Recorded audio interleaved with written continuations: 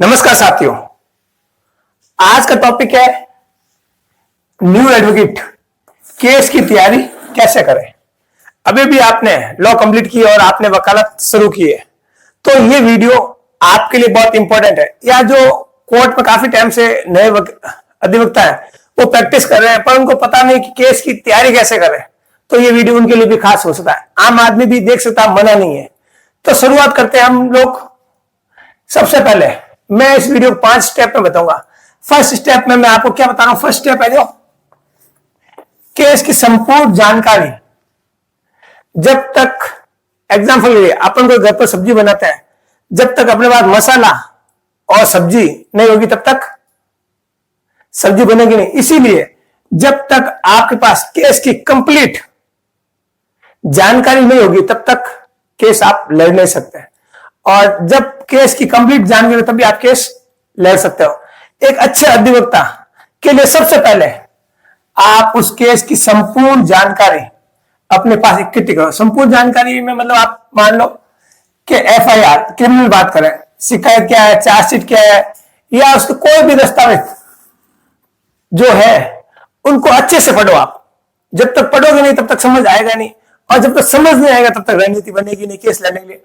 तो सबसे पहले जो भी आपके पास जो फाइल आती है केस की, उसको मैं एफआईआर पढ़ो, उसकी शिकायत किसने दर्ज की वो पढ़ो, चार्जशीट में देखो जीरे किसने किए, जीरे मतलब क्या, जीरे क्या मतलब गवाह कौन है, ये सारी चीजें आपको अच्छे से पढ़नी है। फिर जो आपके पास क्लाइंट आया उस क्लाइंट को पूरी बात अच्छे से पूछो, केस से रिलेवेंट जो भी चीजें वो सारी अच्छे से पूछो, और वो जो बताना चाह रहा है उसे अच्छे से सुनो। अधिकतर क्या है कि हम लोग सुनते नहीं है। मैं जो नए अधिवक्ता है उनकी बात कर रहा हूं। आज से गांठ मान लो, जब आपका क्लाइंट आ रहा है, क्लाइंट जो भी चीज बता रहा है उसको अच्छे से सुनो। जब तक आप सुनोगे नहीं तब तक आप उस केस को समझ नहीं सकते। क्यों? क्योंकि उसके साथ ये घटना घटी है, तो उससे ज्यादा अच्छी घटना कोई बता नहीं सकता। तो उसको अच्छे से आपको सुनना है, और सुनने के बाद आप उसको बहुत अच्छे से पूछो। ये चीजें आपको करनी है। केस की टाइमलाइन समझो, मतलब घटना की टाइमलाइन समझो। फिर उसमें कौन सी घटना कब हुई है ये पूछो। फिर कौन कौन शामिल था ये पूछो। मतलब फर्स्ट स्टेप है ये, मतलब आपको अपनी संपूर्ण जानकारी अपने पास इकट्ठी करनी है। सेकंड स्टेप कानून की धाराएं जानो। अब देखो कि उस केस में कौन कौन सी धाराएं लगी है। हाँ, जो घटना घटी है उस घटना से मिलती हुई धाराएं लगी या नहीं लगी है, या और कोई धारा लगा दी है, ये आपको उस केस में देखना है। अब उस क्रिमिनल केस सबसे पहले देखो, जो आपके पास केस आया है वो केस क्रिमिनल है या सिविल है। कई बार क्या होता है कि जब थाने जाता है तो सिविल केस को भी क्रिमिनल में दर्ज कर देते हैं, तो अपन अगर उसको चाहो तो सिविल केस में एफआईआर लगवा सकते हैं। इसलिए सबसे पहले केस देखो कि सिविल है या क्रिमिनल है। इसको देखने बाद में देखो कि जो धाराएं हैं, पहले तो धाराएं आईपीसी की लगती थी, आईपीसी, सीआरपीसी, एविडेंस की धारा लगती। अब आ गई है बीएनएस और बीएनएसएस और एविडेंस एक्ट की। अब ये तीन चीजें 2014 से चेंज हो गई है, तो अब ये वाले सेक्शन लगेंगे। तो ये आपको सेक्शन देखने हैं कि हाँ भाई, जो मेरे पास जो केस आया है, जो घटना घटी उस घटना में जैसे आईपीसी धारा, अब ये इसकी धारा लग रही है नहीं लग रही है। केस का जो प्रोसीडिंग चलेगा वो इसमें चलेगा, जो गवाह होगी उसमें इसमें होगी। तो देखो कि भाई हाँ भाई ये इसे मैच कर रही नहीं करे। मैच करने के बाद थर्ड पॉइंट देखो, धाराओं को समझो। अब आप जब सेक्शन को समझते हो तो उससे रिलेवेंट जजमेंट पढ़ो। हाई कोर्ट, सुप्रीम कोर्ट के जजमेंट पढ़ो। अगर आपके धाराओं से मिलते जुलते हैं तो उनको आप बाहर निकालो। थर्ड स्टेप, जजमेंट खोजो। अधिकतर जो नए अधिवक्ता है वो सबसे बड़ी गलती करते हैं कि अपने पास जो केस है जिसकी आप तैयारी कर रहे हो उसके जजमेंट नहीं ढूंढते हैं, क्योंकि उनको जजमेंट ढूंढना आता ही नहीं है। तो जजमेंट ढूंढने के ऊपर अपन ने एडवोकेट राजकुमार बटानिया यूट्यूब चैनल पर वीडियो बना रखा है, जिसका लिंक मैं डिस्क्रिप्शन में दे दूंगा, जहां जाकर आप देख सकते हो। तो आपका जो केस है और जो केस की आप स्टडी कर रहे हो, रेडी जो तैयारी कर रहे हो, तो तैयारी में सबसे जो इंपॉर्टेंट रोल है वो जजमेंट का है। अब आप अपने केस से मिलते जुलते जजमेंट ढूंढने, आप क्या करना है, आजकल ऑनलाइन का जमाना, ऑनलाइन में बहुत सारे ऐसी वेबसाइट है जो आपको आपसे मिलते जुलते केस से रिलेवेंट जजमेंट देंगे। जिसके एग्जाम्पल के लिए सबसे पहले देखें तो एसएस ऑनलाइन, इंडियन कानून, ये वेबसाइट है। इस वेबसाइट पर आप जजमेंट ढूंढेंगे तो आपसे मिलता जुलता जजमेंट मिल जाएगा। फिर कोर्ट में बहस करते समय जो आपने जजमेंट निकाला है उन जजमेंट का हवाला देना है। सपोज करो आप कोई केस में बहस कर रहे हो और उसमें आपके पास पहले से ही तैयारी करेगी और वो आपने जजमेंट निकाल रखे हैं, क्या करो आप ऑनलाइन देख लिया, ऑनलाइन देखना क्या करो, उसको सेव कर उस जजमेंट को निकाल दो। निकाल कर साहब के पास 2 कॉपी करो, एक कॉपी साहब को देने में, एक कॉपी अपने पास, और जब आप बहस करो तो उस जजमेंट का हवाला दो। 100 इस केस में हाई कोर्ट ने कहा, सुप्रीम कोर्ट ने कहा, जो भी है वो आपको समझो और उनका हवाला दो। देना, एक बात ध्यान रखना, अपने पास जो केस है उस केस से मिलता जुलता ही देना है। क्या होता है, धारा लिखा अपनी धारा देख कर दे देते हैं, नहीं, उसको देखो, उसकी स्टोरी पढ़ो। जब स्टोरी पढ़ोगे तो आप समझ आएगा हाँ भाई ये अपने केस से मिलता जुलता है, तो वो जजमेंट आपको देना है। तो आप समझ गए। फिर स्टेप उन केसों में देखो जो आपके केस से मिलते जुलते, ये मैंने आपको अभी इसके साथ ही बता दिया है। स्टेप नंबर 4, दस्तावेज और सबूत की जांच आप अपने खुद के स्तर पर करो। यह नहीं कि आपने क्लाइंट के भरोसे छोड़ दिया।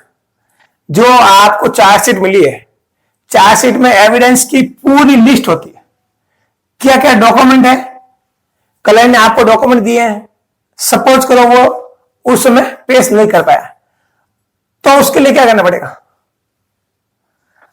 आपको जरूरत पड़े तो जो गवाह कोर्ट में बुलाने की एप्लीकेशन तैयार रखो। मतलब सपोज करो कोई गवाह छूट गया है या कोई डॉक्यूमेंट पेश करना छूट गया, जैसे मान आप लेते हैं WXX, PW1, PW2 के बाद क्या गवाह छूट जाता है, तो उस गवाह की आप पूरी तैयारी रखो। अब सबूत और दस्तावेज कैसे, आजकल न्यू जमाना, तो कईयों के पास क्या होता है, कॉल रिकॉर्डिंग होती है, कई के पास वीडियो होती है। जैसे सपोज को कोई लड़ी हुई और वहां वीडियो बन गया, अब गलती इसकी थी, उसकी गलती, झूठे गवाह पेश करके उसने बताया। अगर आपके पास कॉल रिकॉर्डिंग है तो कॉल रिकॉर्डिंग आप समझकर, आपको लगता है कि मेरे रिलेवेंट केस से रिलेवेंट ही है कि मुझे इसमें कॉल रिकॉर्डिंग का केस में फायदा मिलेगा, या कोई चैट करके है या कोई भेज का आवास, तो वो आपको कोर्ट में पेश करने के लिए रेडी रखनी है। अब गवाहों को बुलाने की आप एप्लीकेशन तैयार रखो कि भाई आज 100 गवाह ने उसकी एप्लीकेशन दे दो आप कि भाई मुझे इन गवाहों को कोर्ट में जरूरत है, और मान लो कॉल रिकॉर्डिंग सर मुझे ये दस्तावेज पेश करने हैं। अब एक चीज गांठ मान लो, कभी भी नकली गवाह पेश नहीं करने और ना ही नकली सबूत पेश करने से बचे। इससे क्या होता है कि जो अपना केस है वो केस कमजोर पड़ जाता है। इसलिए मैं तो आपको कहूंगा, मेरा 20 ईयर का अनुभव है, उसमें कभी भी आप नकली फर्जी दस्तावेज नहीं पेश करें, क्योंकि आज की तारीख में चैट जीपीटी AI आ गया, आप जैसे चाहो वैसे फर्जी दस्तावेज तैयार कर फोटो सर। तो इसलिए आप ऐसे सबूतों से बचे। लास्ट और अंतिम 5 स्टेप है बहस की तैयारी। अब जब आप पूरा केस की तैयारी कर रहे हो तो बहस की तैयारी भी उसी समय हो जाती है। जब आप पूरा संपूर्ण जानकारी सब कुछ है तो सबसे पहले जो आपने बहस की तैयारी की है, अपनी दलील के पहले से ही तैयारी कर लो। जो आप कोर्ट में दलील देने वाले हो उसकी पहले ही रिहर्सल तैयारी कर लो। मतलब आपको वहां क्या बोलना है, क्या नहीं करना, सारी तैयारी करो। कौन सी फाइल रखनी है, कौन इस फाइल में कौन सा क्या पेपर लगाना, कहां बोलना, कौन सा जजमेंट पे, सारी उसकी रिहर्सल तैयारी कर लो। जैसे आप जज के सामने बोल रहे हो वैसे पूरी तरह से अपने ऑफिस में या अपने घर में उसकी पूरी कांच के सामने बैठकर, कांच के सामने खड़े होकर पूरी तैयारी करो। ऐसे नहीं पूरा कोट वोट पहनकर एकदम फर्स्ट क्लास बैंड लगा फिर आपको बोलना। उससे क्या होता है कि अपना कॉन्फिडेंस बढ़ता है। तो इस प्रकार से आपको पहले से तैयारी करनी है। फिर आप केस की थीम को पकड़ो और सीधे इधर उधर फालतू की बात ना करके सीधे पॉइंट पर बोलना शुरू कर दो। जो आपने बहस की तैयारी से जो पॉइंट बनाया उस पॉइंट पर आप बोलना शुरू कर दो। जैसे मैं इस वीडियो बनाया हूं तो वीडियो में पॉइंट बाय पॉइंट आपको समझा रहा हूं, तो ऐसी प्रकार से आपको पॉइंट बाय पॉइंट बोलना है। और बहस करते समय जब भी जज साहब आपको बीच बीच में सवाल करेंगे तो आपको उन सवालों का जवाब बहुत ही शांति से और कॉन्फिडेंस के साथ देना है, ना कि आपको गुस्सा हो जाना। हाँ, गुस्सा नहीं होना। आपको शांति और आत्मविश्वास से ही जवाब देना है। तो साथियों, केस की तैयारी का मतलब सिर्फ पढ़ना नहीं होता है, उसको समझो और रणनीति बनाओ। आई होप आज का वीडियो आपको कैसा लगा? अच्छा लगा है तो एक लाइक कर दो और जो अपने साथी है उनको शेयर करो और एक अच्छा सा कमेंट करो जिससे हम लोग मोटिवेट हो सके। और आपका कोई सवाल है या आप किस टॉपिक पर वीडियो चाहते हो तो वो हमें कमेंट बॉक्स पर कमेंट करें। और अभी तक आपने हमारा YouTube चैनल एडवोकेट राजकुमार पटानिया को सब्सक्राइब नहीं किया तो सब्सक्राइब करो, बेल आइकन पुश करो। इसी के साथ जय हिंद, वंदे मातरम।